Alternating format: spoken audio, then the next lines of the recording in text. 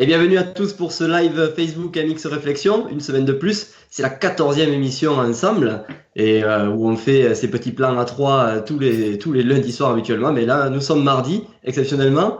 Pourquoi nous faisons ce show le mardi? Eh bien, parce qu'avec mon partenaire Blaise, on s'est retrouvé hier pour sa première sortie d'enduro. Et ben, première question pour toi, Blaise, est-ce que tu as des ampoules sous les pieds à force de marcher à côté de la moto? Non, non, ça a été, bonsoir à tout le monde, ça a été, on a fait une bonne sortie avec Jérémy Taroux, pardon.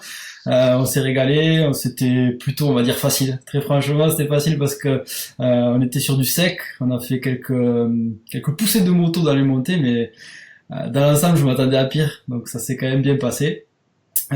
Toujours très content de retrouver tout le monde ce soir. On va parler un petit peu, comme d'habitude, de Supercross, de GP. On a encore un invité de marque ce soir. Et je te laisse justement, Nico, le présenter un petit peu tout ce qu'il a fait. Ouais, ben, tout simplement, champion de France Elite en 2016. Là, actuellement, après la première épreuve de Guignon, il se retrouve troisième du championnat de France Elite. Il a fait un bon début de saison, même si on l'a pas beaucoup vu cet hiver. Et c'est Grégory Aranda. Comment ça va, Greg? Bah, ça va nickel, impec, impec. Bon, tu t'entraînes pour ce week-end pour Romagné? Ouais, ouais, on essaye de s'entraîner. Ça a été compliqué chez nous là avec la météo la semaine dernière. Mais heureusement, on a quelques terrains de sable, donc du coup, ça fait un peu d'entraînement aussi pour beach.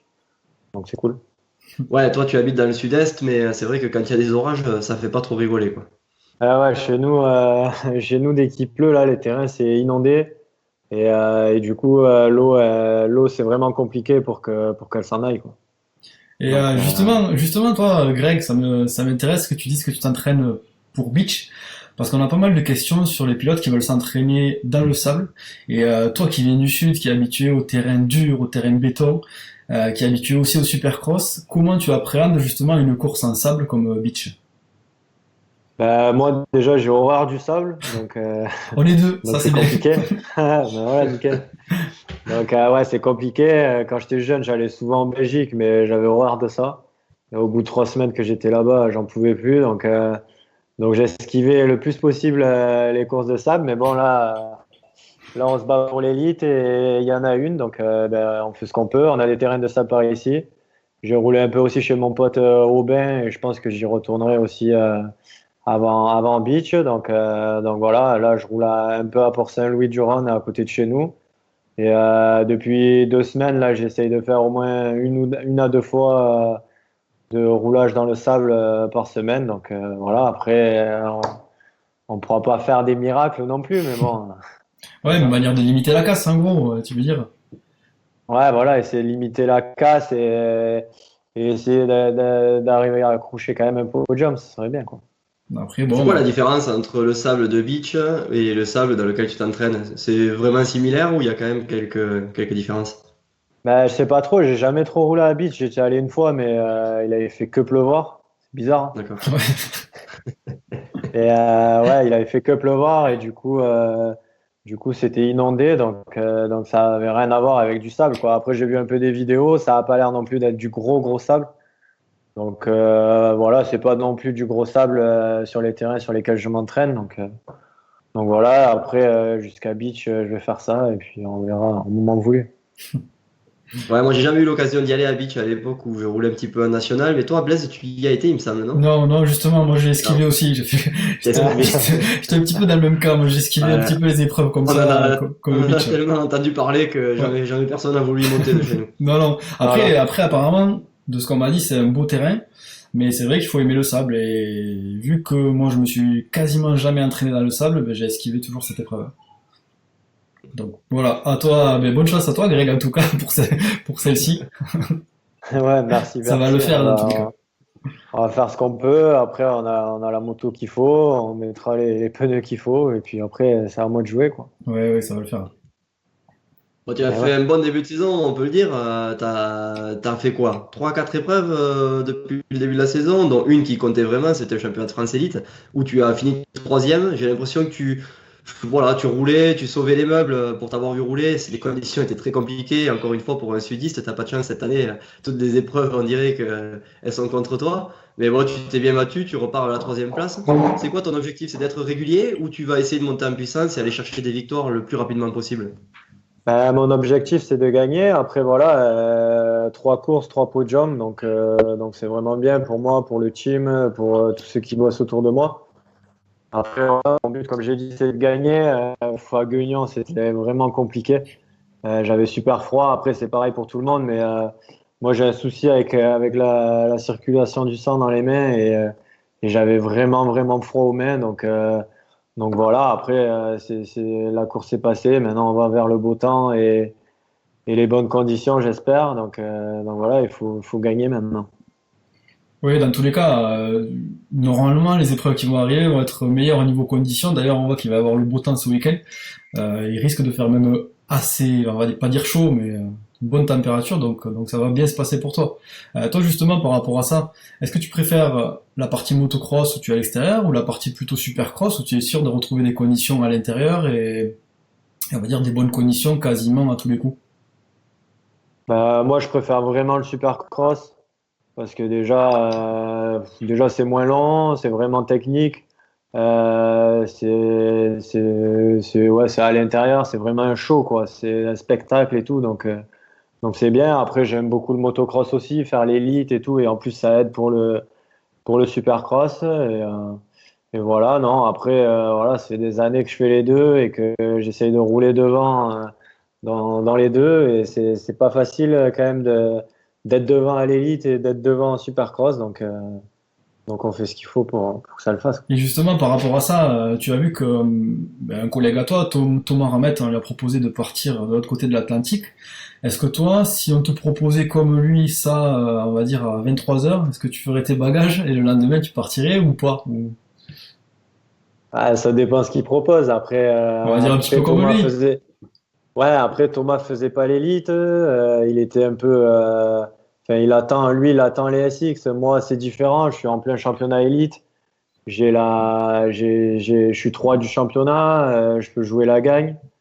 Et après partir là-bas, ça fait un peu rater l'élite. Mais bon, après, c'est vrai que ça fait rêver, quoi. Surtout en plus, ce qu'il fait Thomas là-bas, c'est énorme. Donc c'est sûr que ça fait rêver et je pense que je ne laisserai pas passer l'occasion. Ouais, après c'est toujours compliqué à expliquer aux sponsors qui sont là. Il y a ton team qui vient de se monter cette année. D'ailleurs, je vois Stéphane Navarro qui vient de commencer à regarder le live. Donc tout ce que tu as dit, que la moto marchait pas et tout ça, faut arrêter maintenant. Arrêter de le dire. On ne le dit plus là, ça y est. C'est ça. Ah, c'est clair, c'est Non, clair. mais voilà, le team s'est monté cette année. Ça s'est passé comment pour toi cette intersaison? Est-ce que tu as eu de développement sur la moto? Est-ce que tu savais vraiment où tu voulais aller avec cette Kawasaki? Wallet, on sait que c'est une très bonne moto d'origine, donc franchement, on n'a pas cherché des trucs de partout. On a fait ce qu'il fallait. Donc ça se rapproche beaucoup de l'origine. On a une ligne, un boîtier Vortex, et puis une bielle pour la fiabilité, quoi. Et après un bon jeu de suspension. Et puis voilà. Après moi j'ai bien travaillé de mon côté. Le team est en place. On a la structure, on a tout ce qu'il faut. On a les motos, on a les pièces, donc c'est cool. Sur une 450, vous bossez sur quoi? Parce que bon, j'avais posé la question à Florichier, justement, à Guignon, qui avait sauté sur sa deuxième moto, qui était quasiment d'origine. Je lui ai demandé si on pouvait gagner l'élite avec une moto d'origine. En 2,5, ça me paraît très compliqué, mais en 450, tu en penses quoi, toi? Ouais, c'est sûr qu'en 2,5 c'est compliqué. Mais bon, regarde, il a fait une meilleure manche en deuxième manche qu'en première.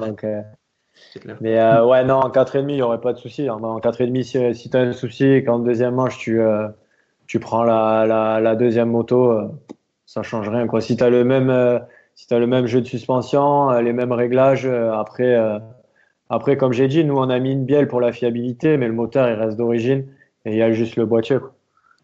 Donc, non, ça change pas grand-chose en 4,5. D'accord.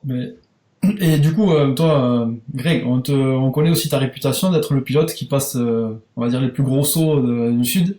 Est-ce que toi, tu continues à faire ça, continues à faire des gros sauts, comme on sait que c'est toi qui as ouvert le Randalip.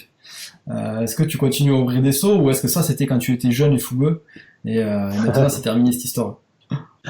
Non, non, je continue toujours. Dès que je vois un petit truc, je le fais. Après des gros, gros trucs, franchement, sur les pistes maintenant, on trouve rarement des trucs à faire et c'est compliqué, quoi.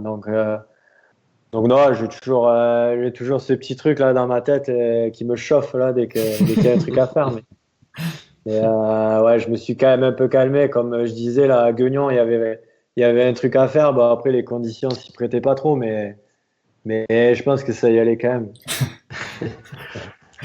Avant de faire un saut comme ça, c'est quoi ta mentalité? Tu sais vraiment où tu vas retomber ou c'est vraiment de la fougue? Comment ça se passe dans ta tête, tu peux nous dire? Par exemple, la première fois que tu as fait le Harandalip à la base, il n'était pas comme il est maintenant. C'était vraiment deux marches en montant. C'était pas du tout conçu pour ça. Quand tu l'as fait, toi, tu étais sûr que ça passait. Bien sûr, non. Après, après ouais, le saut était vraiment énorme, quoi. Ça faisait vraiment deux grosses marches. Et comme je disais à tout le monde, en fait, je sais pas, en fait, il se passe un truc dans ma tête que même moi je comprends pas. Et je sais pas, à cette époque-là, je marchais un peu au destin. Et du coup, c'était des trucs bêtes, hein. C'était genre, si je me mettais nickel sur le saut d'avant ou quoi, allez, ben, et ça voulait dire qu'il fallait que j'y aille. Et comme par hasard, à chaque fois, ben voilà, le saut où tu n'arrives jamais à te mettre nickel juste avant, et ben là, tu te mets nickel, donc ben, tu es obligé d'y aller, quoi. Donc ça me l'a fait plusieurs fois et ça a marché à chaque fois. Après, peut-être qu'un jour, ça marchera plus. Pour l'instant, c'est bon. Ça a bien marché même Ouais, pour l'instant, ça va. parce que tu as vu qu'on voit maintenant que le saut, quasiment tout le monde le passe. Alors bien sûr, il devait pas être pareil avant. J'y étais pas moi, mais ça va être un peu plus chaud, je pense. Ouais, il était vraiment chaud et ce jour-là, du coup, je l'avais fait. Et le lendemain, on était trois ou quatre à le passer avec les frères Pourcel et Nico Aubin. Et c'était vraiment, vraiment chaud. Mais à Sommières, là, celui qui était le plus chaud, là, c'était les deux pains de sucre que Ouais, j'ai gendarme, fait ouais. en 2009, là. Ouais, ouais. Et là, c'était vraiment chaud, là. Ouais, Et là, il là, fallait... c'était mon pote, avec mon pote Rombo, on était là-bas à l'entraînement. Et en fait, on s'amusait à faire des whips ben, sur le premier que j'avais ouvert, là, le Camel. Ouais. Et du coup, on coupait la piste et on faisait que repasser sur les deux pains de sucre. Et à un moment donné, je lui dis, c'est sûr que ça passe, les deux pains de sucre. Et il me dit, mais t'es jobard et tout, arrête et tout. Je lui dis, mets-toi là, filme, tu vas voir, ça passe. Voilà, du coup, je suis parti et c'est là où je me suis dit, si je me mets nickel sur la petite table d'avant, je reste à fond et je saute. Et là, ben, nickel sur la petite table d'avant, du coup, j'ai sauté. Et voilà, j'ai sauté trois, quatre fois. Et après, mon pote, il s'est mis au milieu. Loïc, il m'a dit, arrête, c'est bon. J'arrête plus à te regarder sauter, c'est bon. Ouais, Celui-là, il là, était tu t'es mis vraiment, le vraiment moindre chaud quand même. petit truc. Voilà. Celui-là était gros parce que je me mettais dans la réception et tout. Et tellement il y avait de la compression, ben, j'ai cassé l'arrière de cadre, roue avant. Ah ouais. Ouais. Et Ouais. pourtant, je me mettais dans la réception.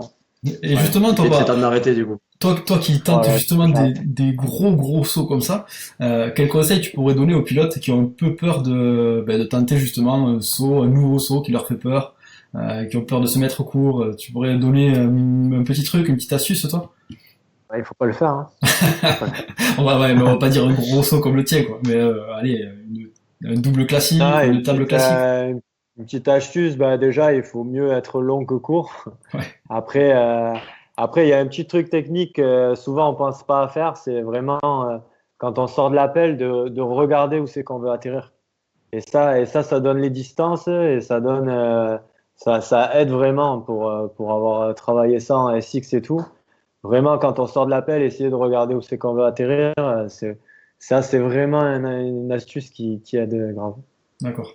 Après, voilà, après, il faut pas hésiter. Donc, soit, genre, si c'est après un virage, ben, quand tu prends le virage, t'y vas, ou sinon, ben, faut pas y aller, quoi. Ouais, là, Hésiter. c'est pas à moitié, là, sur les gros sauts comme ça, Voilà, c'est c'est tout pas à vrai. moitié. Ouais. Il faut y aller. Et Ouais, c'est des bons conseils en tout cas. Ouais, ouais, vas-y, ouais. Ben. Du coup, toi, maintenant, à l'heure actuelle, tu t'entraînes comment l'hiver pour une saison d'élite? Est-ce que tu fais Euh, plutôt cardio, renforcement musculaire, les deux? Ça se résume à quoi une saison, une semaine, par exemple, type, chez toi? ben là, du coup, j'ai pris un entraîneur, là, Philippe Juanol. D'accord? Donc, vu que je m'étais cassé le scaphoïde au mois d'octobre, j'ai eu d'octobre à février pour faire du sport et essayer de me remuscler les jambes parce que j'étais vraiment faible des jambes. Donc on a bien bossé musculairement et cardio aussi. Et puis après, reprise de la moto en février. Donc souvent c'est le lundi un peu cardio avec une sortie vélo, soit décrassage s'il y a eu une course le dimanche, soit un peu plus cardio s'il n'y a rien eu. mardi, mercredi, moto. Jeudi, séance physique. Et puis vendredi, soit vendredi un peu ludique et samedi repos avant la course. Ouais, grosse semaine quand même. Une semaine déchargée. Ouais, c'est une bonne semaine, mais franchement, c'est assez ludique ce qu'on fait. C'est pas vraiment des charges de travail de bourrin et donc c'est cool. Et dans... Est-ce que ça se passe qu'une fois par jour quand tu t'entraînes ou tu t'entraînes le matin et l'après-midi? Non, c'est une fois par jour. Genre le lundi, je fais le vélo, c'est l'après-midi. Après, quand je roule, c'est l'après-midi aussi. Donc ouais, c'est une fois par jour. Après, j'essaye d'en faire beaucoup sur la moto parce que ça me dérange pas de faire beaucoup de moto. Donc voilà, je préfère faire de la moto que du sport. Ouais, puis bon, le physique de la moto, on sait très bien que c'est vraiment un physique à part aussi, quoi. Tu peux pas Ouais, remplacer voilà. une séance moto par une séance de vélo ou de course à pied, quoi, par exemple. Exactement, c'est ce que j'ai toujours dit. Je sais pas si un tennisman professionnel il va faire du vélo de route pour Mm. s'entraîner physiquement ou pour son sport. Ou un mec qui fait de la natation, est-ce qu'il va faire du motocross pour s'entraîner? Ouais, c'est Tu vois, sûr. je pense que si tu fais de la moto, le meilleur entraînement c'est la moto. Et puis dans tous les sports c'est comme ça. Après, il faut faire du physique à côté, mais surtout les décrassages, quoi. Ouais, après, le tout, c'est de pas s'en écœurer. Je pense que, c'est comme tu dis, toi, ça te dérange pas d'enchaîner les tours en moto. Maintenant, quelqu'un qui, ben voilà, ça lui suffit, ça le gave de rouler 2 à 3 fois par semaine. C'est sûr qu'il vaut mieux aller faire du physique que de rien faire. Mais bon, rien ne remplace le physique de la moto, ça c'est sûr.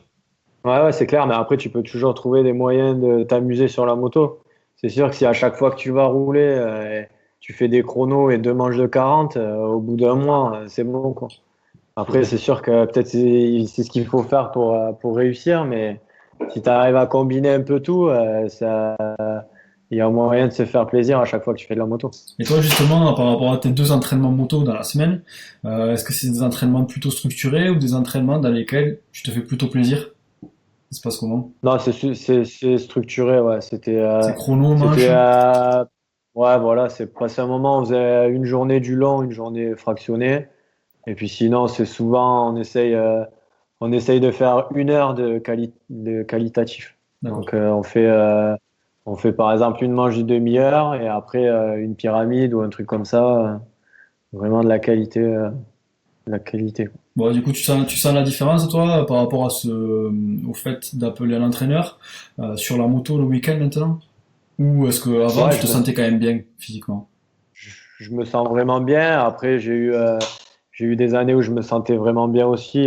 Par exemple, en 2016, chez 2B, où physiquement, on avait vraiment bien bossé avec Hervé et je me sentais bien aussi. Donc, non, je suis bien. Après, j'avais toujours ce point faible des jambes, où je suis vraiment faible des jambes et je galérais à me muscler, à rester debout sur la moto, à ramener les pieds vraiment vite et tout. Donc on a bien bossé sur ça et je sens la différence beaucoup mieux. Bon. Et- D'accord. Et pour en revenir un petit peu, aux questions du team, à l'époque où tu étais avec les frères Pourcel chez KRT, est-ce que ça a été difficile pour toi d'être un peu considéré comme le pilote numéro 3 ou justement c'était bien parce que tu étais tiré vers le haut par ces deux pilotes? Ouais, ça a été très difficile déjà parce que je suis passé très tôt en Grand Prix. Hmm. J'ai fait le cadet. L'année où je devais faire le junior et l'Europe, ben, je m'étais blessé toute l'année. Et j'avais fait les croisés plus clavicule et juste après tibia péroné. Donc une année vraiment sans moto. Ouais, Et grosse l'année d'après, blessure et derrière la ouais, réduc qui va bien, quoi. voilà. Et l'année d'après, je suis passé direct en Grand Prix. Donc compliqué, habitant en Belgique à l'âge de 16 ans. Hmm. Loin de tout, habiter là-bas, s'entraîner tous les jours dans le sable, enfin, c'était vraiment compliqué. En plus, être troisième pilote du team. Je Hmm. pense il m'aurait fallu, après c'est des choix de carrière et des facilités parce que mon père pouvait pas se permettre avec son travail et tout de venir à l'entraînement avec moi ou de m'accompagner. Et voilà, j'ai signé dans ce team et puis je suis allé en Belgique. Et ça a été très compliqué pendant 2 ans. Et puis voilà, donc parce que la première année avant, en fait, il y avait des qualifs en Grand Prix. Donc ils en prenaient 12 à la manche qualif à chaque fois, plus après ils faisaient des séances chrono et ils en prenaient 6 au repêchage. Donc Ouais. la première année, j'avais du mal à me qualifier. Et là, tous les dimanches, quand tu es au bord de la piste à regarder les autres rouler et que toi, es là, tu es en tant que spectateur et qu'après le soir, tu regardes les résultats de l'Europe et que tu vois, à l'époque, je voyais Musquin, Paulin, tout ça qui roulait devant à l'Europe, même Kountsi, Dongsana et tout. Et moi, j'étais là en Grand Prix et je roulais pas le dimanche. Ça me faisait chier, quoi. Ouais, pas facile cette situation. C'est vrai que Compliqué, ouais. ça va être compliqué. Et toi, Compliqué, ouais. justement, par rapport à cette période-là ou par rapport à une autre période de ta carrière, est-ce que si ça c'était à refaire, tu ferais les choses différemment? Carrément, carrément. Déjà, je pense que je ferais mon année junior Europe 125 parce que je pense que c'est important de faire au moins une année en 125. Et puis après, je ferai le parcours que tout le monde fait maintenant, hein, Europe 2,5. Et une fois qu'on est devant à l'Europe 2,5, et ben, on bascule en MX2, quoi. Ouais, peut-être que maintenant c'est un peu plus structuré cette C'est passe, ça, alors ouais. qu'avant c'était pas tout à fait pareil, il me semble. Voilà, déjà, les courses, elles sont en même temps, que ce soit à chaque fois qu'il y a les MX2, ben, il y a l'Europe en même temps. Avant, c'était des courses différentes. Donc là, c'est beaucoup plus facile de signer dans un team qui fait les grands prix pour les jeunes. Ben, ils peuvent rouler à l'Europe en même temps qu'il y a les grands prix, quoi. Donc, alors que nous, à l'époque, eh ben, il y avait les grands prix, plus il y avait l'Europe à côté. Donc, il fallait trouver une structure qui faisait que l'Europe ou alors qui faisait le MX3 parce que c'était en même temps. Enfin, c'était compliqué, quoi. Ouais, exactement. Euh, C'est pour ça, c'est vrai que on peut critiquer la MXGP, mais pour ça, c'est vrai que c'est pas mal quand même. Le fait d'avoir mis l'Europe en même temps, bon, l'Europe, on sait qu'ils ont des horaires un peu compliqués, mais le revers de la médaille du côté positif, c'est que les teams peuvent plus facilement prendre des jeunes. ouais, voilà. Après, ça fait un chemin, quoi. On va à l'Europe, on roule devant. On peut aller en MX2 et puis voilà quoi. C'est plus facile. Bon après si on n'est pas devant, ben ça devient compliqué quoi aussi. Exactement. Ouais, mais bon, disons que ça permet de peut-être revoir ses objectifs et repartir sur des championnats nationaux, voilà. De pas se cramer à faire plusieurs saisons en mondial, à se dire, allez, ça va marcher. Et au final, si ça marche pas, on n'a rien du tout, quoi. Mais exactement. On a même vu des pilotes qui ont fait l'Europe, qui sont passés en MX2, qui galéraient un peu en MX2, qui sont redescendus à l'Europe, Mm. qui ont regagné à l'Europe et qui maintenant roulent très bien en MX2. Donc voilà ça. Je pense que ça aide pas mal quand même. Ouais, C'est c'est un pas bon mal. tremplin, ouais. Et justement, si je te pose une question sur le passé, si c'était à refaire, qu'est-ce que tu ferais? Et au niveau du futur, toi, tu te verrais comment, on va dire, dans 5, 10 ans? Est-ce que tu te vois encore dans le milieu du motocross? Voilà. Est-ce que tu as déjà des idées de l'après-carrière motocross? Bah, pour le moment, je sais pas. Pour le moment, ouais, il me reste encore, je pense, 5 années à rouler en cross et en supercross. Après, avec le motoclub des Costières, là, à Beauvoisin, ils m'ont laissé faire ma piste de supercross au club. Donc, je pense qu'après, si je peux donner des cours et essayer d'apporter ce que j'ai appris moi et essayer de, pourquoi pas, trouver un jeune ou quelques jeunes qui roulent pas trop mal et essayer de les amener au plus haut. Après, c'est sûr, moi, le milieu de la moto, c'est toute ma vie. J'adore. Donc, vraiment couper les ponts et dire de plus mettre un pied à la moto, je pense que c'est pas possible. Ouais, ouais. Après, moi je te conseille en fin de saison d'envoyer ton CV, tu sais, aux États-Unis, vu que les pilotes français font des bons résultats et qu'en ce moment il y a beaucoup de blessés, voilà, tu peux peut-être avoir un coup de téléphone qui peut arriver et qui peut faire plaisir. Ouais, ouais, ça peut peut-être arriver. Ouais, Et tu y as déjà été aux États-Unis, Greg, ou pas? ouais, en 2010 avec Bud Racing et Jackie Effectivement. Viment. Et du coup, ouais, j'avais fait un AM1. C'était pas prévu au début. Puis on avait roulé en SX là-bas à l'entraînement. Et vu que je roulais pas trop mal, bah, avec Jackie, on a décidé de faire un AM. Et j'avais fait 13 en finale, donc c'était bien. Ouais, En plus, je m'étais explosé le nez à la demi. J'étais 3 ou 4 là derrière Stewart et Grant. Et en fait, ils faisaient un 3 sur table devant moi que, Ouais, que j'arrivais pas à faire. Enfin, que j'avais pas essayé. Et ouais. du coup, ça m'énervait, ça m'énervait. Et à 3 tours de la fin, j'ai voulu faire le 3 sur table. Sauf que je me suis mis dans la table. Et Ouf. là, je me suis explosé le nez. Donc, j'ai fini les 3 tours qui restaient. J'avais fait 6, je crois, de la demi. Et puis, je m'étais fait recoudre le nez entre la demi et la finale. Et puis, en finale, j'avais fait 13. Juste devant Fabien Isoire, qui était là-bas à l'époque aussi.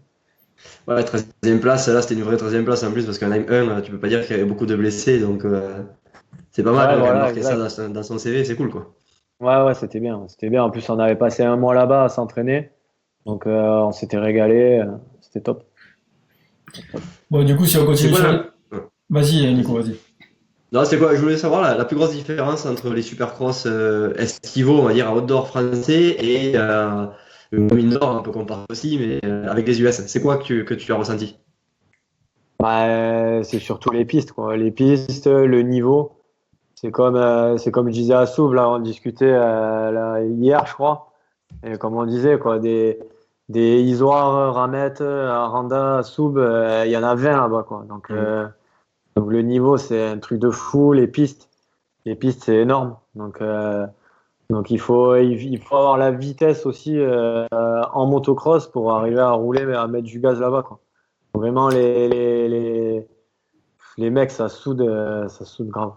Ouais, ce que tu disais, le 3 sur table par exemple, on se dit, bon, 3 sur table, ça va le faire. Si tu le fais tous les jours chez toi, tu as ce type de saut qui est bâti sur ton terrain, ça va, mais le problème c'est que le jour de la course, là-bas, il y a des ornières partout, le rythme c'est carrément plus élevé, donc je pense que c'est un petit peu différent de ce qu'on a l'habitude de voir. Voilà, déjà tout ça. En plus, les motos aussi. Les motos sont complètement différentes. Elles sont préparées. En fait, eux, ils ont 17 ou 18 courses de supercross. Donc, c'est leur priorité là-bas. Donc, ils préparent vraiment les motos pour le supercross.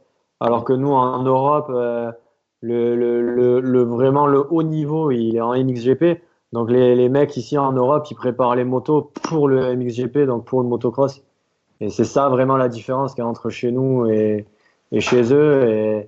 Et puis c'est surtout les pistes, quoi. Une moto qui va très bien sur nos pistes ici, on peut voir que là-bas ça va pas du tout. Et une piste, c'est une moto qui va très bien là-bas, il y aura peut-être pas du tout ici. Ouais, on Donc l'a vu avec c'est Villopoto, de toute compliqué, quoi. manière, hein. Tous les Américains qui sont venus ont eu du mal, et Voilà. c'est vrai que les Européens mettent un temps à s'adapter de l'autre côté, c'est exactement pareil, c'est vrai. Voilà, vélo poteau en cross et puis en supercross aussi. Ouais. Je pense que si un mec comme Tomac, il vient au supercross de Lyon avec sa moto, je pense que ça va être compliqué pour lui, quoi. Ça va être compliqué pour lui. On a une petite question de Chris, ou plutôt une demande. Il nous demande que tu parles du chat. Bon, je sais pas si c'est un petit peu privé ou si tu peux. Chris qui me demande de parler du chat. Chris là-bas. Ah, Je pense que pas, tu- ouais. Le chat, il a mangé un serpent alors. Ouais, C'est j'ai vrai? trouvé, j'ai trouvé un serpent et j'ai laissé dehors, il a mangé. Ah, Du coup, C'est pas un chat que t'as, c'est un bobcat, c'est un c'est un lynx. tigre, quoi. C'est un lynx, quoi. on va pas tarder à l'amener chez le vétérinaire, je pense. Oh, putain. Bon, du coup, est-ce que tu as regardé le SXUS de ce week-end? Attends, Blaise, je m'étais noté une petite question, il n'osait pas la poser, Blaise, Ouais. il est tout, Ah, vas-y, non, il est tout, vas-y, fais, il est fais. tout frais, là, ce petit Blaise. Non, c'est des petites questions un petit peu perso et décalées. Quelle application tu utilises le plus sur ton téléphone? Instagram, Strava, parce que tu nous as dit que tu faisais du vélo, ou Tinder? Strava, j'ai pas, je connais pas. D'accord, Tinder, j'en ai plus besoin. Et Instagram, c'est Instagram. Je d'accord. pense que c'est Pour devenu communiquer? le réseau le plus fréquenté, quoi. Ouais. Même quand tu démarches des sponsors ou que tu demandes des trucs, à chaque fois, les gens, c'est combien de followers vous avez sur Instagram, enfin, c'est toujours Instagram, quoi. Tu penses que de nos jours, c'est important d'avoir, on va dire, des réseaux sociaux développés pour obtenir plus facilement des sponsors? Ah, mais c'est sûr. C'est sûr. Et je suis même certain qu'un mec qui est très bon et qui a, par exemple, 4000 abonnés sur Instagram, ben, s'il y a un mec moins bon, mais qui en a 10 000 et qui met des vidéos tout le temps, des photos, etc., il aura beaucoup plus d'aide que Ouais. l'autre, quoi. Bon, on a Runel Castroyan qui nous dit que tu es un menteur, mais bon, je vais pas dire le site qu'il nous propose par rapport à Instagram, Strava ou Tinder. Ouais. Tu le regarderas après. Ouais. Tu pourras lire tous les commentaires après. Je pense que tu te fais Ouais, tailler un ouais, petit short par tes amis, Ouais. Greg. ouais, c'est ça. Donc oui, du coup, par rapport au SXUS, Nico, parle-nous un petit peu de Minneapolis, parce que je sais que tu as passé ton dimanche matin à regarder la Triple Crown. Donc, tu vas Ouais, nous... t'es presque sur la prononciation, mais Ouais, oui, je vais regarder. j'ai un peu de mal avec ça. Et non, ben, franchement, ça limite, ça m'embête un petit peu maintenant de regarder le Supercross US. Je me force. je me dis que le championnat est joué, ça donne pas trop envie, mais à chaque fois je me régale quand même. Là, la Triple Crown quand même c'est cool. Même si j'ai trouvé Anderson un peu agressif pour quelqu'un qui doit gérer son championnat. Je sais pas ce que vous en pensez. Ah ouais, c'est un truc de fou, ouais, jusqu'au bout, lui. Ouais, Il il est, lâche rien. dès qu'il monte sur la moto, c'est abusé. Et puis il a un physique de fou, tout. Enfin, vraiment, techniquement, les trucs qu'il fait et toute la manche, quoi. Pour quand t'es pilote vraiment et que tu vois tous les détails, les trucs et tout qu'il fait, c'est impressionnant. C'est vrai qu'il C'est est il est impressionnant. très technique. Certains disent qu'il est agressif, qu'il est limite bourrin, mais quand on regarde en détail, il fait des passages techniques qui sont assez impressionnants quand même. Même par rapport à d'autres pilotes, c'est un des plus techniques au final. Ouais, ouais, c'est clair. Et c'est surtout la faculté qu'il a à se rattraper, en fait. Ouais. C'est genre quand il va faire une erreur, et ben il va genre avaler toutes les bosses qui restent. Enfin, c'est dès qu'il se loupe, il perd pas de temps en fait parce que bon à part ce week-end là, où il s'est jeté par terre, mais sinon il vraiment c'est ça qui est impressionnant. Et toi, Ouais, là, il justement, est sorti de Greg, la piste, du coup, il a été pénalisé. Ils lui ont, je trouve ça un petit peu con, encore une fois. Il est sorti de la piste, il a perdu 5 places. Et au final, ils lui ont enlevé une position parce qu'ils ont considéré qu'il avait été trop vite en dehors de la piste. Alors que, Ah bon, j'avais pas vu ça. ouais, ouais, il est sorti de la piste. À un moment donné, je crois quand il tape dans Brighton, il sort de la piste. Et quand il re-rentre sur la piste un petit peu plus loin, il perd 5 places. Et en fait, ils l'ont pénalisé parce qu'ils ont dit que c'était dangereux le fait qu'il aille vite sur les plaques de contreplaqué qui est au sol. Ouais. bon, Ah ouais, mais oui, tout le monde tombe en plus sur ces plaques là. ouais, c'est bizarre Ouais. quand même. C'est bizarre leur choix hein, parce que on a vu Marvin aussi qui est sorti, qui s'est pas fait Ouais, ouais, pénaliser. c'est Donc, clair. c'est quand même Ouais, un c'est peu pas bizarre. grave. Bon. C'est pas Ouais, grave. bizarre. Bon, après, je pense qu'il n'est pas à une place près, surtout que là, bon, là, je crois il finit second, second de cette Triple Crown derrière Tomac, donc c'est pas trop mal pour en étant premier du championnat. Il prend encore des points sur Marvin, donc tout va bien pour lui, je pense. Et toi, Greg, Ouais, c'est clair. à sa place, tu penses que tu gérerais un peu plus ce championnat ou tu continuerais d'attaquer comme lui? Le problème, c'est qu'après, tu es entre deux, quoi. Soit tu gères, mais ça roule tellement là-bas que tu peux partir à la faute. Soit tu fais comme lui et ouais, on voit quand même qu'à certains moments, il réfléchit un peu plus que vraiment en début de saison. Mais je pense qu'il faut pas gérer. C'est trop c'est tellement de concentration et ça soude tellement devant en fait, il faut partir à la course et prendre course par course. Si tu commences à gérer, à te dire ah, j'ai 20 points d'avance, machin, il faut que j'aille mollo, je pense que ça marche pas. C'est vrai qu'au final, il le gère bien quand même parce que il arrive à réfléchir à certaines fois. D'autres fois, il réfléchit un peu moins, mais au final, bon, on se dit que le fait de pas réfléchir, il se donne à 100% et au moins il gamberge pas quoi. Il est à bloc. Il est vraiment à bloc. Ah ouais, c'est clair. Puis même, tu vois que ben, il tombe, il revient toujours 4 ou 5. Donc lui, il roule à fond et il se dit même si je perds l'avant ou que je tombe, je fais une petite chute ou des petites erreurs, je reviens toujours dans les 5. Donc il perd pas énormément de points. Et par rapport à ça, justement, on a vu Marvin Musquin qui était en difficulté en première manche. Il était pas très rapide, pas très à l'aise. Je le voyais très mal parti, moi, hein, parce qu'en première manche, il avait beaucoup de difficultés dans les whoops. Et il s'est bien rattrapé, par contre, deuxième et troisième manche, ça s'est bien passé pour lui. Il a gagné la deuxième. La troisième, je crois que de mémoire, il fait deux, si je me trompe pas. Ouais, c'est ça. Donc ouais, bon Ça va. résultat. Au début, justement, toi, qu'est-ce que t'en penses par rapport aux whoops, toi qui es habitué, Greg? Bah, c'est pareil, c'est un peu comme je disais d'Anderson qui a des facultés. Ben, Marvin, il a la faculté d'arriver à se remettre en question et à surenchérir le truc, quoi. Genre en première manche, il était pas dedans, on a vu qu'il faisait plein d'erreurs et tout. Et deuxième manche, il a roulé un truc de fou, quoi. Il a doublé tout le monde, il est allé devant, il a fini avec presque 4 secondes d'avance. Donc vraiment, c'est une force. Ouais, c'est fort, hein. Après les hoops, ouais, c'est sûr qu'à chaque fois on dit Marvin les hoops. Mais vous savez quoi, heureusement qu'il a un peu de mal dans les hoops parce que Ouais, il serait devant, hein, sinon il se c'est sûr. baladerait devant. C'est sûr, c'est ce qu'on disait là, à Donc, notre live il y a 2 3 semaines, on se demandait si le meilleur pilote du monde pouvait avoir des difficultés dans les whoops. Et c'est vrai que ça semble compliqué parce que Marvin, on voit que souvent il saute les whoops, mais il les saute pas par choix, il les saute juste parce qu'il va plus vite quand les dribblants. En dribblant, il a un peu de mal de temps en temps, et là justement c'était le cas un peu ce week-end. Il les a sautés à la fin parce qu'il avait du mal à les dribbler quand même. Ouais, c'est clair. Après, une fois que les hoops ils sont défoncés et qu'ils commencent à sauter dedans, mais là, il est intouchable. Ouais, ouais, ouais. Donc, euh, donc voilà, quand ils sont raides au début et qu'ils sont vraiment costauds, on voit qu'ils pêchent un peu, mais bon, c'est pas non plus. Ils rattrapent tout sur le reste de la piste. Après, je sais pas si c'est ces réglages de la moto qui font que sur le reste de la piste, sa moto est super confortable et voilà, dès qu'il y a des trous ou quoi et qu'elle est moins dure en suspension, donc ils se sentent plus à l'aise sur le reste de la piste, mais du coup, ça le pénalise dans les hoops. Après, on sait pas, donc voilà, mais bon, ouais, comme je dis, heureusement que il pêche un Ouais. peu dans les hoops parce que sinon Sinon, il aurait les tué le finales, suspense.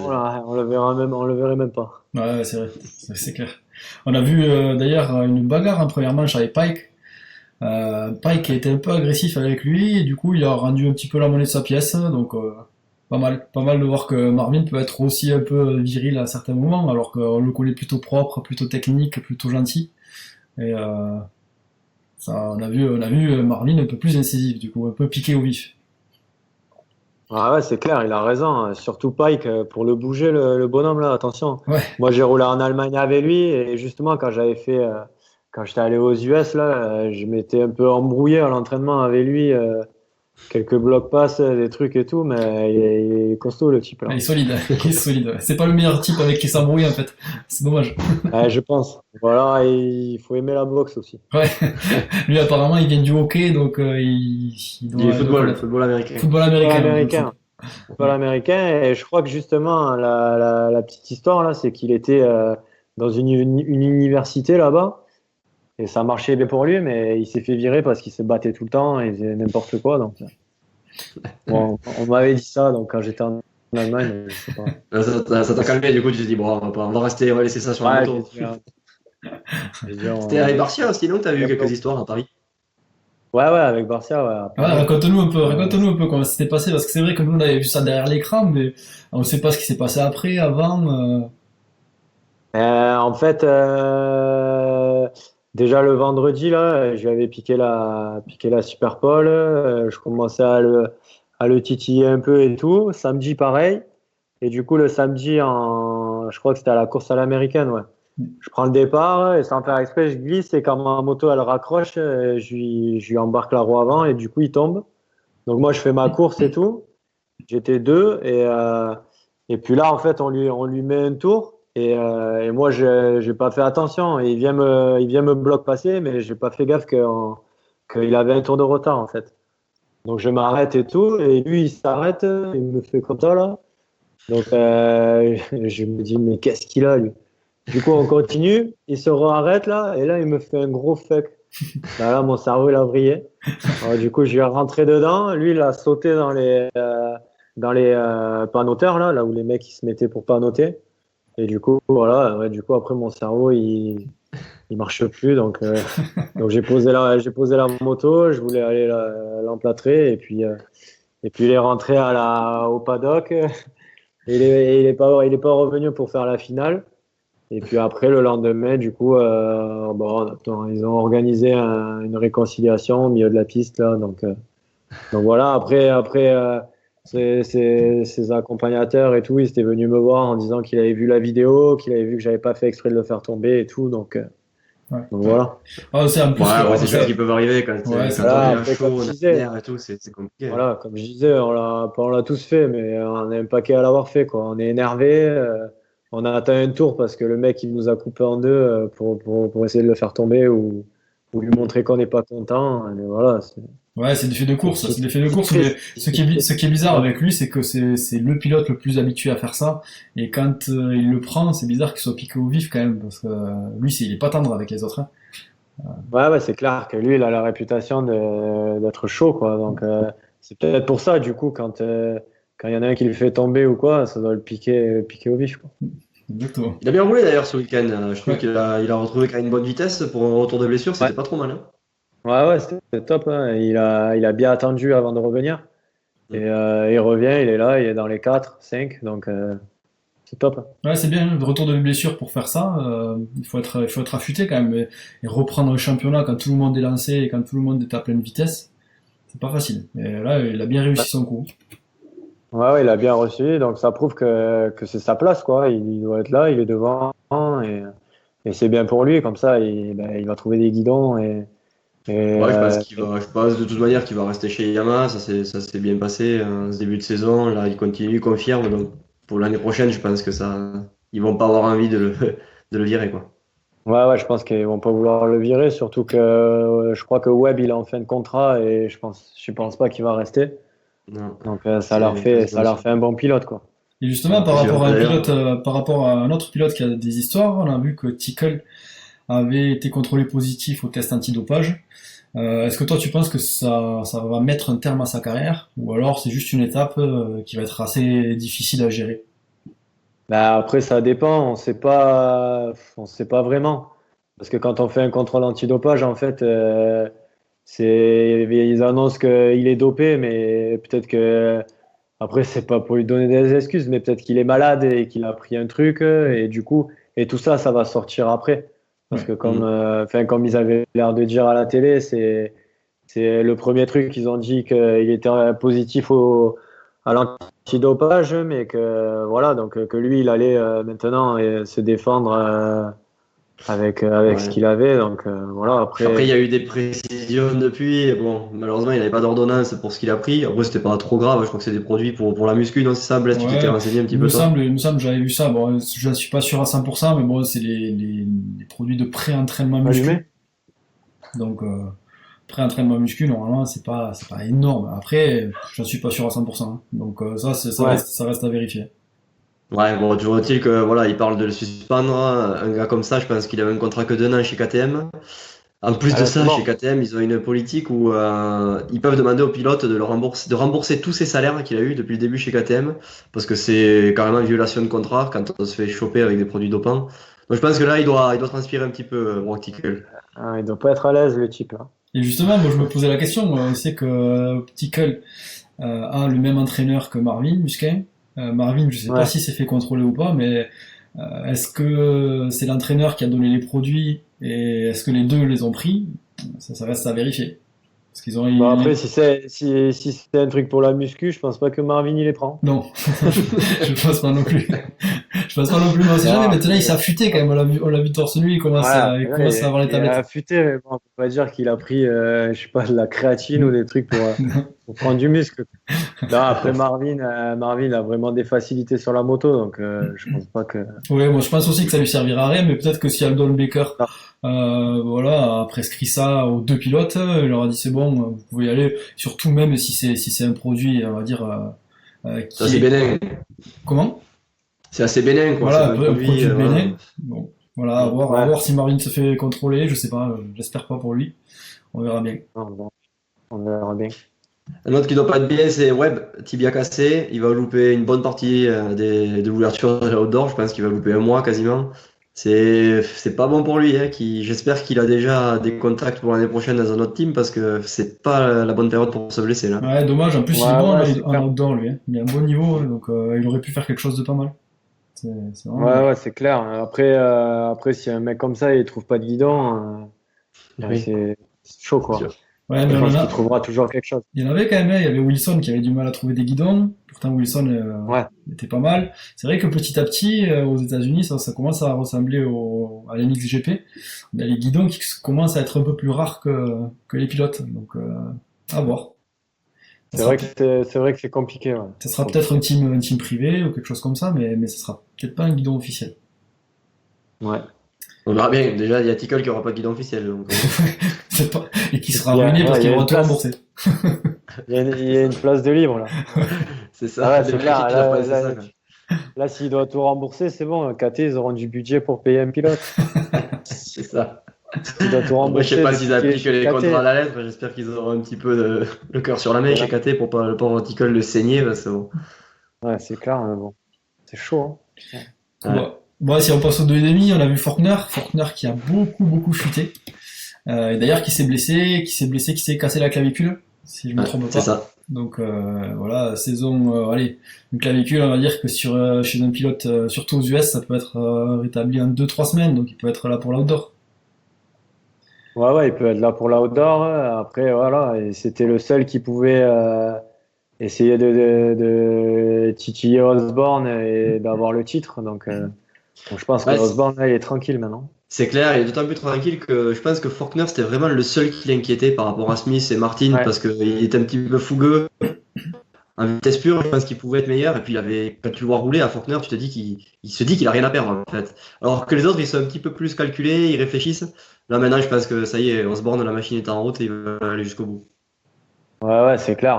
Osborne, bah, il est là à chaque fois aussi, hein, c'est pareil. Ouais. Lui, il est impressionnant aussi physiquement et quand il roule, il a vraiment un pilotage spécial. Il est toujours à l'attaque. Mais bon, quand tu vois un mec comme Faulkner, les erreurs qu'il fait aussi, c'est un truc de fou. Ouais, c'est un fougueux, Là, c'est des erreurs de jeunesse encore, hein. On voit qu'il a très très beau style, mais par contre, il prend d'énormes risques, Faulkner. Et du coup, là, ça va pas payer, ce week-end-là. ouais. Après, Tu vois, la première manche, il a gagné facile. Deuxième manche, il a fait n'importe quoi, mais Mm. c'est même plus n'importe quoi. Là. Il est tombé Ouais. 4 fois. ouais, là, 4 c'est fois à trop. ce niveau, c'est incroyable, là. Ah ouais, c'est incroyable. Là, il a dû C'est incroyable. s'énerver, et il a dû lâcher la goupille et pas être dans son état Ouais, normal. Là, pour tomber autant, quand même, c'est compliqué. c'est clair. Après, je sais pas ce que t'en penses, toi, Greg, mais le Osborne a un style qui est pas académique, quand même. On le voit beaucoup avec les coups d'en bas. Quand il prend un virage, il est assez assis sur le milieu de la moto ou l'arrière. C'est quand même bizarre, comme c'est pas ce qu'on enseigne d'habitude pour un Ouais, c'est ce pilote. que j'allais dire. Ouais, Si tu fais des stages de pilotage, tu le montres pas en vidéo ouais, pour exactement. montrer l'exemple. C'est pas le premier qu'on va montrer en vidéo, mais par contre, c'est efficace. Il arrive à aller Ah, vite. c'est clair. C'est clair, hein. C'est efficace, il met du gaz. C'est comme, je me rappelle, moi à l'époque, on parlait de Diker. Ouais, Mm. Et de Diker, c'était la même chose. On disait, mais le mec, mais comment il fait pour rouler comme ça? Quand il a eu ces époques où il roulait vraiment devant, il était assis partout, la roue arrière bloquée partout. mm, Et à chaque fois, on disait, mais enfin, en fait, on nous apprend des choses en école de pilotage et tout ça, mais après, vraiment, si tu veux mettre du gaz, tu mets vraiment du gaz, tu peux être assis à l'arrière de la moto ou devant, ça change plus grand-chose. ouais. Au final, il faut adapter à son tempérament, à sa manière de piloter. Et c'est vrai que chacun s'approprie un petit peu sa propre technique, hein. Mais c'est vrai que pour un pilote débutant, quand même, on va pas, c'est pas ces pilotes-là qu'on va montrer à premier, quand même. Ouais, c'est On va clair. montrer Vous plutôt, pensez il va réussir à bien rouler en 450 aussi avec un style comme ça, ou ça va être un peu plus dur? Moi, je pense qu'il va bien rouler, hein. Après, quand tu mets du gaz en 2,5, tu mets du gaz en 4,50. Après, à chaque fois qu'on s'est dit, ouais, lui, il va peut-être avoir du mal en 4,5, bah, à chaque fois, les mecs, ils roulent bien. ouais, c'est sûr. Bon, après, Si- moi, comme pilote qui va percer plus rapidement, je vois plutôt Savaggi. Je sais pas ce que vous en pensez. Savaggi a pas mal de style. Il a l'air d'avoir un bagage technique et physique très très élevé, on va dire. Et lui, je pense qu'il va. Je sais pas ce qu'il fait l'année prochaine. D'ailleurs, Nico, t'es au courant toi s'il passe en 450 ou pas? Ouais, parce qu'il va essayer de rejouer son titre, hein. Enfin, de rejouer, ouais, de retenter de gagner le titre. Le pauvre, ça fait 2 saisons que ça lui échappe. Il roule super bien. Je pense que ça va dire, voilà, il va bien rouler sur toutes les motos, mais il a un gros problème de mental. Ouais, ouais. Mais c'est pas Savaggi que je voulais dire. C'est- je me plante de nom. C'est le pilote Yam là. J'ai pas le nom en Ah, tête. Plessinger. Ah, Plessinger, voilà. Je me trompe. Désolé. C'est Ah oui, c'est presque pareil en plus, Plessinger, Savaggi. Non, c'était Plessinger. Plessinger qui est très technique, qui est un peu plus grand, donc qui a un peu le gabarit adapté au 450. Lui, je le vois quand même, on va dire, Oui, clairement. rapidement devant. ah, lui, oui, lui, oui. Ouais, bien sûr. Ça va dire, j'allais te dire, je sais pas trop, mais c'est sûr que ouais, Plessinger, Plessinger, ouais, plutôt. il est grand, techniquement, il est très bon. Et ouais, il aurait un pilotage 4,5, hein, c'est Ouais, sûr. ouais. Alors qu'Osborne, je le vois bien faire une saison à la web sans blessure. Ouais, un petit peu. Ouais, après, ce problème, c'est vraiment une énigme, lui, quoi. Tu peux, en 4,5, ça peut aller nickel comme ça peut pas aller, et tu sais pas trop, en fait. Et justement, on a vu par rapport à ça Martin. Martin qui s'est entraîné cet hiver apparemment en 4,50, qui passe en 2,5, qui a un début de saison compliqué et là qui commence à monter en puissance et à gagner des épreuves. Toi, par rapport à ça, est-ce que tu conseillerais à des pilotes qui font la Ligue, qui font le National, qui font le Junior, de s'entraîner l'hiver en 4,50 justement pour acquérir une bonne base physique et après de faire les courses en 250? Ou alors est-ce que tu le conseillerais pas du tout? Ben, moi, ce que je conseillerais, c'est d'essayer de rouler un peu avec toutes les motos. En fait, de passer de moto en moto et de s'adapter. Qu'après, vraiment rouler en 4,5 pour remonter sur une 2,5, je pense que c'est pas bon. Par contre, quand tu roules en 4,5, rouler de temps en temps en 2,5, là c'est pas mal. Mais le problème de la 4,5, c'est que tout est plus facile, les sauts c'est plus facile, les Tu virages. deviens feignant, ouais, d'une manière ou d'une Voilà, autre. tu deviens feignant, tu t'endors un peu sur la moto et quand tu remontes sur la 2,5, eh ben, c'est pas le bon pilotage. Donc non, je pense pas. Après, ce qui est bien de faire, c'est de rouler avec toutes les motos. Toutes les motos avec des guidons différents, de tout pour essayer de s'adapter et arriver à rouler bien avec n'importe quelle moto. Après, il y en a un qui est pas perturbé par ça, c'est Thomas Ramet. Il est passé de la 4,5 Suze à la 2,5 Yamaha, et là, il fait un top 10 ce week-end, c'est vraiment joli. Ouais, ouais, grave. Et encore en deuxième manche, il était encore mieux, il était 5. Ouais. Donc, ouais, ouais, il s'est bien adapté à la moto. Il a une bonne moto. Bah, lui, il roule devant en SX en France. Et en plus de ça, il part devant. Ouais, c'est Et ça surtout, ça, c'est ça qui l'aide, hein, parce qu'on a vu un premier il match part qu'il a devant. rétrogradé petit à petit, mais là, il est bien parti. Ouais, mais bon, hein, et il part devant. Il tient le coup là pendant quelques tours. Et après, une fois qu'il se retrouve à 7, 6, 7, 8, Mm. ouais, je pense que là, il est un peu plus dans sa zone de confort. Ouais, ouais. Mm. Donc, Ah, mais le voilà. fait de partir devant, c'est bien pour progresser parce que il arrive à attraper le wagon de tête. Il est peut-être un peu moins rapide, mais d'ici quelques temps, il va gagner en vitesse. Donc c'est vraiment positif pour lui. Alors que s'il avait fait des départs d'entrée de jeu aux alentours de la 20e place, là c'est plus compliqué. Tout le monde roule vite quand même. Pour remonter, c'est pas la même histoire. Ah ouais, ouais, c'est clair. Non, mais là, ça va lui apporter grave hein, de partir devant, de rouler avec les mecs devant, ça donne du rythme. Il arrive à le faire en hit. Là, il l'a fait pendant les deux premières manches. Il est bien parti. En troisième, un peu moins bien. Et tu vois, en troisième manche, il part pas terrible et il revient quand même 7. Ouais. Ouais. Donc, c'est que c'est vraiment, c'est un peu, c'est sa place, quoi, pour le moment. Donc maintenant, il reste deux épreuves, non, sur cette côte. Ouais, c'est Il me ça. semble, ouais, ouais. C'est ça. Ouais. Et donc, je pense que moi, je le vois bien à Vegas faire un top 5. Bon, c'est Mais bien, ça serait bon. ça serait bien pour lui. Mais on surveillera ça de près. Ouais, Ouais. ouais. Bon, On va passer au MXGP et justement, avant de faire cette transition, on a une question de Philippe pour toi, Greg. Greg, quand est-ce qu'on te voit faire un Grand Prix? Et peut-être Saint-Jean, je sais pas. D'accord. On est en train de voir, donc je ferai peut-être Saint-Jean. Avec ta Après les structure Grands ou Prix, tu serais intégré dans un team existant? ouais, soit avec ma structure, soit avec Sturm, donc D'accord. vu qu'il m'aide encore cette année. Et voilà, après j'en ferai qu'un, je pense, puisqu'après je vais me concentrer vraiment sur le Supercross. Ouais. Et puis faire quelques GP, pas, ça nous apporte pas grand-chose, mais c'est quand même ces 1 000 € d'engagement, c'est le déplacement et ça roule vraiment fort. Et Mm. si tu roules vraiment bien et que tu fais deux fois entre 10 et 15, bah, on te regarde même pas, mais enfin, ça Mm. apporte rien, quoi, pour Ouais, tu vas nous. pas forcément passer beaucoup à la télé, et donc pour les Voilà, sponsors, ça y a apporte pas pas quelqu'un qui grand-chose. va te dire, ben, du coup, je te fais un contrat pour l'année prochaine. Donc, Mm. Non, c'est sûr, ça c'est apporte compliqué. pas grand-chose pour Ça l'investissement apporte que pas c'est. grand-chose. Voilà, exactement. Donc, peut-être le Grand Prix de France, parce que c'est en France et que c'est quand même toujours bien de faire un GP. Mm. L'ambiance GP, rouler avec les mecs qui ont le rythme GP et tout, c'est toujours bien. Après, en faire plusieurs, c'est compliqué. Ouais, c'est sûr. Après, toi, tu penses que un top 10 en GP, ça peut être accessible pour toi? C'est compliqué hein, quand tu vois Paturel qui met du gros gaz quand même. Il a gagné à Guignon, à Tomer. J'ai quand même eu du mal un peu à l'accrocher. Et voilà. Bon, après à Arco, il était quand même deux fois à 5. Ouais, il était bien. Et première manche, il a eu un souci. Deuxième manche, je le voyais bien faire, tu vois, 6-7 là avec Seaware et tout.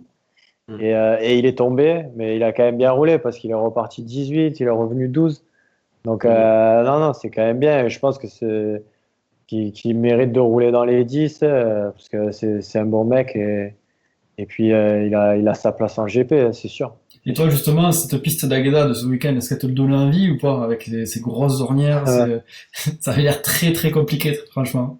Ouais, elle me donnait pas trop envie. Non.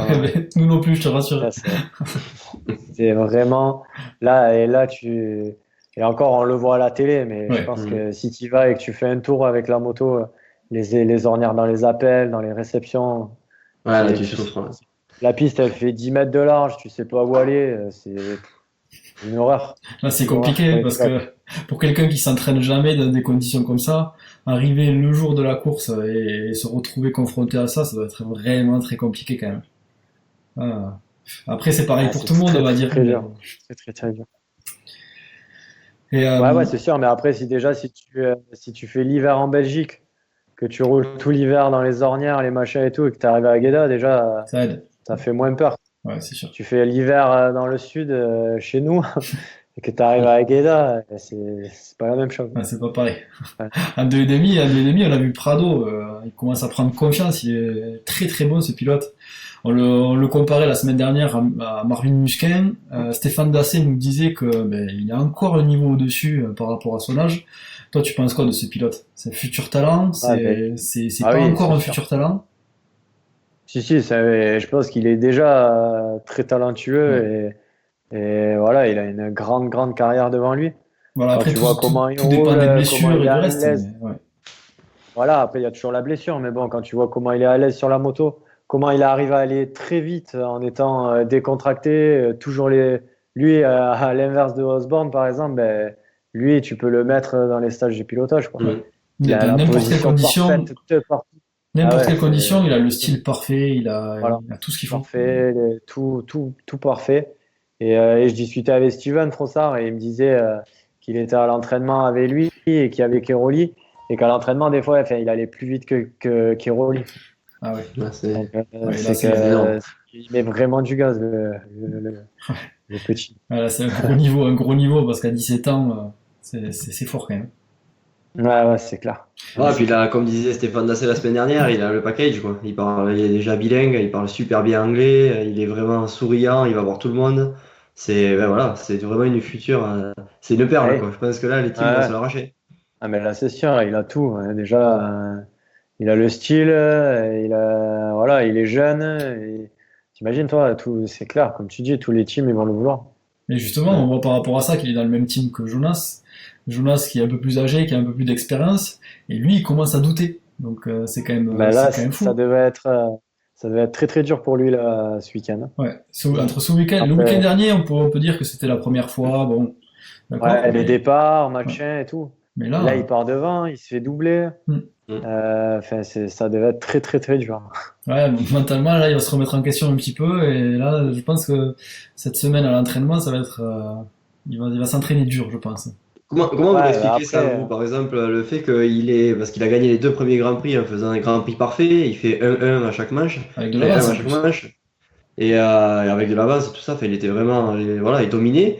Et là, il fait pas deux là, c'est qu'il fait 6, 7, il fait des manches vraiment pourries quoi. Comment vous l'expliquez ça, ce truc de passer de héros à zéro quoi? Ouais, ouais, bah après, c'est pas zéro, mais c'est le cap mental quand même. Ça, c'est mentalement, tout Hmm. ça. Hein. Je ouais, sais pas. mentalement, et puis je pense qu'il est vraiment à l'aise dans le sable et sur les terrains sablonneux. Donc voilà, on a vu à Valkenswaard et encore, il se faisait pousser. Et là, quand on Ouais. arrive sur des terrains un peu plus techniques et moins sablonneux, et ben, il est un peu un ton en dessous de Prado. Donc après, ouais, comme tu dis, c'est soit la remise en question, mais bon, c'est pas parce qu'il va s'entraîner plus, parce que je pense qu'un mec comme ça, il s'entraîne déjà énormément. Donc c'est pas parce qu'il va rentrer cette semaine qu'il va s'entraîner plus que ça va aller mieux. Donc soit voilà, soit il va tenir et il va dans la tête ça va aller, ou soit il va lâcher quoi. Ouais, Et là, c'est là où on va c'est voir sûr. si ce pilote-là a justement le mental dont Voilà. on parlait tout à l'heure de Marvin Musquin qui arrive à rebondir de manche en manche. Et lui, on va voir s'il arrive à rebondir de week-end en week-end et qu'il arrive à remettre les pendules à l'heure justement ce week-end-là. Ouais, c'est clair. Et C'est clair. justement, on a une Et question par rapport à Erlings l'année prochaine. Bon, on n'est pas encore au 450, mais Erlings qui passerait aux US. Justement, Greg, qu'est-ce que tu en penses toi de ça?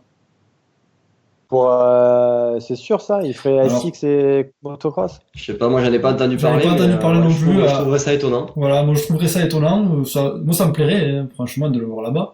Ah, moi aussi, hein. SX, tu en Moi aussi. penserais quoi, toi? Ouais, je pense que comme Roxane, hein, il mettrait pas longtemps à s'adapter, hein. Tu prends un mec comme Erlings, je pense que tu le mets pendant 2 mois sur le terrain KTM là-bas ou de SX, ouais, je pense qu'il irait très très vite, hein. Ouais. Et justement, tu vois, nous, là, on discutait avec Sébastien Tortelli il y a quelques temps, et lui nous disait que c'était une erreur, une des erreurs qu'il avait faites, qu'il avait commise, c'est de partir d'ici en 2,5 de temps et d'arriver là-bas en 2,5 de temps. Euh, Parce que le supercross, ça mérite quand même un temps d'adaptation. Donc je sais pas, avec Airlings, peut-être repasser un 2,5 4 temps juste pour le SX et faire du 4,50 à un MX, parce il a quasiment jamais fait de SX de sa vie, Airlings, donc ça peut être compliqué s'il passe aux US, bien sûr, hein, de l'autre côté de l'Atlantique. Ouais, ouais.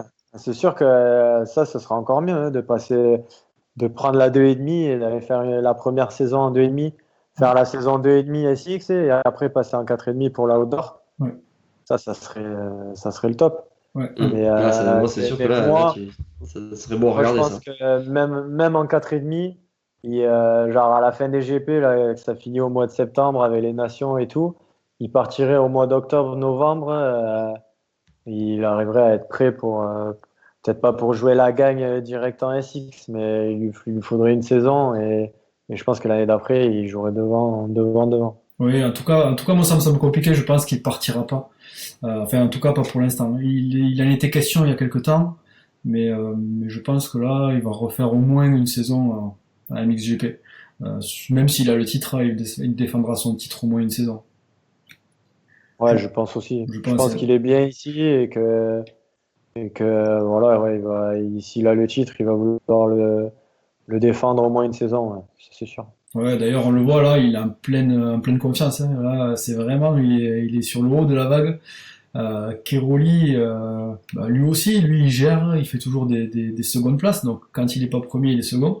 Toi, justement, par rapport à ce duel Erlings-Keroli, on est qu'en début de saison, mais tu vois qui, toi, gagner à la fin du championnat? Ben, moi, je vois bien Erling, ça, parce que il est vraiment présent.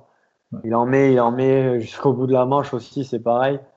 Après, Keroli, il nous a surpris plus d'une fois et il a l'expérience, et il roule très bien aussi, techniquement et tout. Il fait des trucs de fou. Donc, je pense que ça, franchement, pour les spectateurs et tout, ça fait vraiment de belles bagarres Ouais. quand ils partent tous les deux devant. Bon, après, là, ce week-end, Keroli a un peu lâché, mais je pense qu'on va avoir vraiment de belles courses durant toute la saison. Ouais, ouais, je pense que ça s'annonce bien. Et aussi, on en a pas parlé, mais il y avait l'Europe en même temps. On a Mathis Boramé qui a gagné les 2 manches de l'Europe. Donc ça, c'est positif. C'est un pilote, je pense, qui doit aimer les grosses ornières, qui doit aimer les terrains difficiles. On l'a reçu aussi sur le live. Et pour gagner à Agueda dans ces conditions-là, c'est qu'il a dû s'entraîner dur quand même dans les grosses ornières trouées, très difficiles, les grosses descentes avec des ornières et des grands rails, on va dire. Ouais, ouais, non, mais c'est clair. Il a vraiment bien roulé, surtout quand tu vois la piste comme elle est. Ouais. Donc c'est que c'est sa place, quoi. Maintenant il faut qu'il arrive à être devant tous les week-ends. Moi, il m'avait impressionné l'année dernière ou l'année d'avant, je sais plus quelle année, il s'est blessé en Romagné là. C'est l'année dernière. L'année dernière. Ouais, C'est l'année l'année dernière, c'est dernière. éclaté la pommette, c'était l'année dernière. Ouais, ben, il m'avait impressionné là, le début de saison, il mettait vraiment du gaz. Ouais. Et, euh, et voilà, là, apparemment, il a retrouvé sa vitesse, et enfin tout, son physique, sa vitesse. Donc maintenant, il faut pas lâcher, il faut arriver à faire devant à l'Europe tout le temps. Et comme j'ai dit, c'est un tremplin vers le MX2, donc Ouais. il faut vraiment, vraiment pas lâcher, quoi. Ouais. Ouais, on est revenu là un petit peu sur les demi, du coup j'en profite. On a eu une mention, un commentaire de Jean-Luc qui parlait de Rubini. Rubini qui a pas mal roulé ce week-end. Et Ouais. t'en penses quoi, toi? Tu penses que c'est l'année où il doit confirmer, Rubini, tout comme Herbroto? Parce que ça fait leur deuxième saison en Grand Prix, ou tu penses qu'il faut encore qu'ils apprennent cette année et peut-être faire mal l'année prochaine? Bah après, on apprend toujours, hein, Oui, donc forcément. voilà. Après Rubini, ouais, j'ai vu, il a bien roulé ce week-end. Après, maintenant, il faut arriver à rentrer dans le top 10. et enchaîner vraiment les week-ends dans le top 10, après, c'est vraiment compliqué. Hein. T'as vraiment du monde, tout le monde met du gaz, tout le monde s'entraîne pour ça. Mm. Donc voilà, mais après, si t'arrives à rester dans les 10 tous les week-ends, c'est sûr que l'année d'après, s'ils ont un bon hiver, ils rouleront encore mieux, puis encore mieux. Voilà, la progression, elle est toujours là. Elle est toujours là. Ouais, du coup, on Là, a. Vas-y, Nico, je te laisse ça. ouais, là, je pensais, parce qu'on parle des pilotes français, la semaine dernière, Stéphane Dassé était un petit peu inquiet par rapport au réservoir qu'on avait en France, surtout sur les pilotes 2,5. Là, Greg, si tu devais faire ton équipe du motocross des nations, tu choisirais qui, là, comme ça? En 2,5? Ben ouais, les trois pilotes, on va dire, les 4,5 et 2,5. Ouais, je sais pas. Déjà Paulin. Moi, je Ouais. peux peut-être Paulin, Fèvre et Remède Musquin en 2,5. Ouais. Je ferais ça, moi aussi, ouais. Je ferais basculer un pilote 4,5 en 2,5. Ouais. Voilà. Je Difficile, hein, pense difficile. Choix difficile, ouais, là. c'est compliqué. Ou si un Dylan, tu vois, Ouais, un il y a ça Dylan aussi. Hein. qui a bien repris la moto, Mm. je mettrais bien un Dylan aussi. Ouais. Après, quand même, on a un paquet de bons pilotes français, quand même. Ouais, regarde, on parle de Ah, Boiramé. Moi, pour moi, Boiramé, l'année dernière, il avait le niveau pour être en nation, vu la progression qu'il a eue. Et le début de saison, hein, qu'il se blesse, il roulait super fort. Pourquoi pas, s'il continue comme il a roulé ce week-end à Agueda, c'est un gars qui peut rouler devant un Grand Prix aussi, je voilà. pense. Hein. Ouais, ouais, c'est clair, hein, c'est clair. Tu vois le niveau de l'Europe. Franchement, les mecs qui sont devant l'Europe, des fois, j'aimerais bien les voir le même week-end derrière la grille MX2. Pense que, Mm. je pense que le niveau, il est bien même plus que correct à l'Europe. Ouais, ouais. Bon, du coup, Nico, question du jour, parce que Ah, ça fait déjà une heure, plus d'une heure là qu'on est ouais, plus ensemble. d'une heure. Je sens que sinon Greg, on va il devoir aller avait manger 5 chez minutes à Greg. nous accorder. Il avait 5 minutes à nous accorder, mais bon, on a un petit peu débordé, quoi. Voilà, la question du jour, propulsée par CBO et 8 Racing. Justement, je pense que 8 Racing, en plus, on le voit sur les maillots de Greg, donc il va être content que cette fameuse question soit propulsée par 8. Et la question, en plus, elle est pour toi, Greg, parce que je pense que tu es très bon dans cet exercice. Comment réussir un bon temps chronométré sur les premières épreuves, malgré la pression et tout ce qu'on sait, voilà, le poids qu'on a sur les épaules lors des premières épreuves en début de championnat. Ben, après, c'est la concentration et c'est vraiment arriver à trouver le juste milieu entre attaquer comme un fou, faire n'importe quoi et pas s'en mettre parce qu'on a peur de faire une erreur. Et il faut arriver à être dans ce juste milieu-là où moi, souvent, quand genre les Superpole à Paris et tout, tu vois les mecs direct, c'est la Superpole, mais tu les vois partir déjà rupteurs de partout et tout. Et en fait, tu te rends compte que ça marche pas, quoi. Donc, souvent, c'est vraiment trouver ce juste milieu entre se dire c'est un temps chrono, je donne tout, et faire n'importe quoi, et après avoir une réserve pour pas faire d'erreur. Toi, Et ça, c'est on t'a vu très compliqué. très fort toi, dans cet exercice, notamment justement à Paris. On te voit très fort dans cet exercice sur les week-ends de l'élite. Euh, Est-ce que c'est quelque chose que tu travailles énormément à l'entraînement ou sans plus comme le reste? Bah, plus trop maintenant, mais j'en ai eu fait quand même des journées où je faisais que des chronos. Chrono. Ben, on parlait de l'époque des Pourcelles. Quand je m'entraînais avec eux, c'était chrono H24. On allait à l'entraînement, ben, toute la journée, on faisait des chronos. D'accord. Et du coup, parce que Seb voulait faire un meilleur temps que Chris, donc dès qu'il faisait un meilleur temps, ben, Chris voulait améliorer. Et au final, ben, toute la journée, on faisait des chronos parce que il se tirait la bourre. Donc moi, je faisais des chronos aussi. Et puis du coup, j'ai pas perdu ce truc. Et vu que j'adore ça, enfin, tous mes entraînements, à chaque fois, je fais tout le temps des chronos.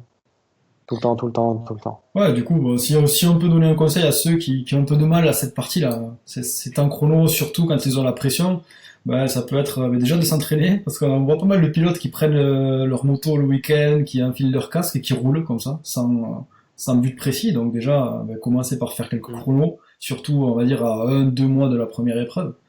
Et après aussi pas s'affoler parce que les chronos c'est aussi dans la tête. Quand Voilà. des fois l'entraînement va rouler 2 fois plus vite que sur un tour chrono parce qu'on s'affole, on fait n'importe quoi, on fait hurler la moto, c'est pas pour autant efficace. Ouais, ouais, c'est clair. Puis après, surtout, un conseil, c'est que souvent, les mecs, ils n'y arrivent pas à faire un chrono sur un tour. Donc il faut enchaîner Tu 3-4 parles tours d'un parce tour que souvent, complet. que de un seul tour chrono en fait. D'accord. Parce que souvent, enfin moi j'ai souvent le cas, c'est que les mecs ils roulent plus vite en manche qu'en chrono. Mm. Des mecs avec qui je m'entraîne ou quoi. Et du coup, quand tu leur demandes de faire un tour chrono, eh ben, ils n'y arrivent pas. Donc, essayez de faire plusieurs tours d'affilée. Par exemple, 2, 3 tours chrono. Et vous verrez qu'en enchaînant les tours, ben, on gomme les erreurs du tour d'avant. Donc, ça permet de faire des chronos meilleurs, quoi. D'accord. Ouais, moi je suis d'accord avec toi, c'est quelque chose, voilà, le tour chrono, c'est quand même, on se met la pression tout seul au final, et vraiment, je pense Voilà. que le mieux c'est de faire ça sur 2, 3 tours à la rigueur, et surtout de ne pas vouloir trop forcer, plutôt essayer de ne pas perdre du temps plutôt que de devoir en gagner. Voilà. C'est ça.